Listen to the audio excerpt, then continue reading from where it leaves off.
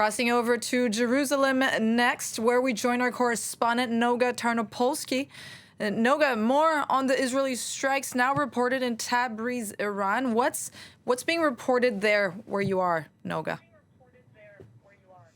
We're hearing here that there are strikes in Tabriz, in Shiraz, and also now in Natanz, where we were earlier told that Israel had successfully caused, and I'm quoting, great damage to the nuclear facilities there in Natanz.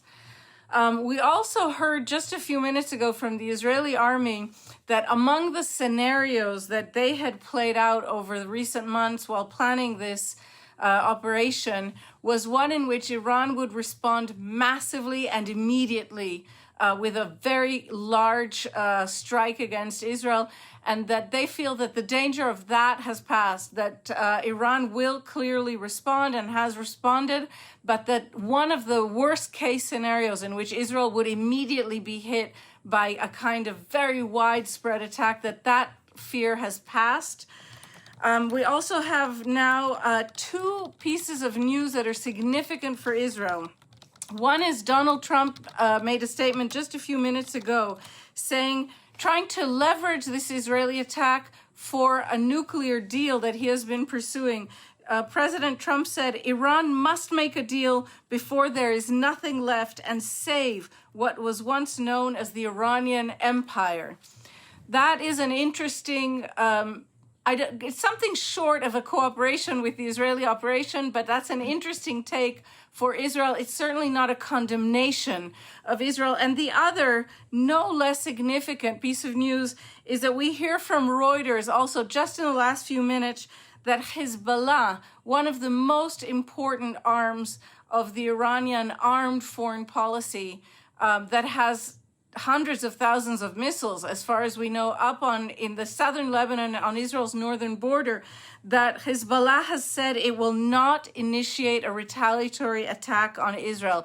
So that removes a huge fear, certainly among all the Israelis who live in the north, that they could get the first brunt of a major riposte coming from Hezbollah and not from Iran directly.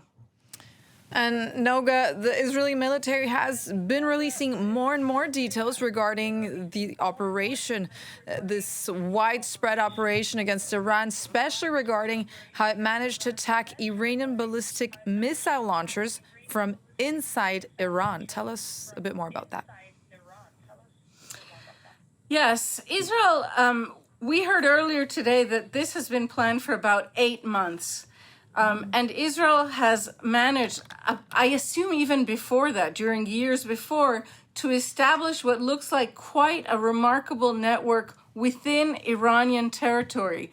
So some of the videos that the Israeli army has just released in the last hour or so show Israel attacking Iranian ballistic missile launchers, thus basically handicapping Iran's main capacity to hit Israel, and doing so from what appears to be within Iran.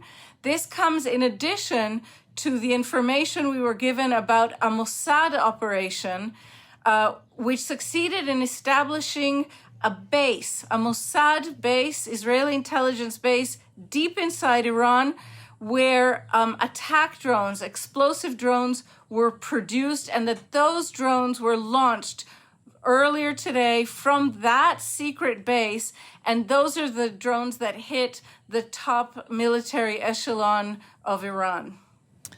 And there's an immense feeling of fear and anticipation in Israel right now. Citizens are in a state of emergency, waiting for perhaps an Iranian retaliation.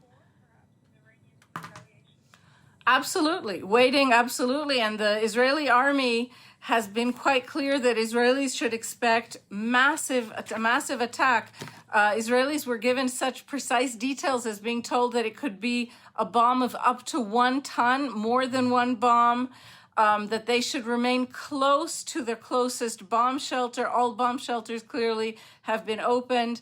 Israelis are stockpiling water and canned food in the expectation that this situation of emergency could last up to 2 months. I want to mention also there, foreigners who've gotten stuck in Israel. For example, Caitlyn Jenner was supposed to be the lead personage in today's Pride Parade in Tel Aviv. The Pride Parade has been canceled. The Israeli skies have shuttered.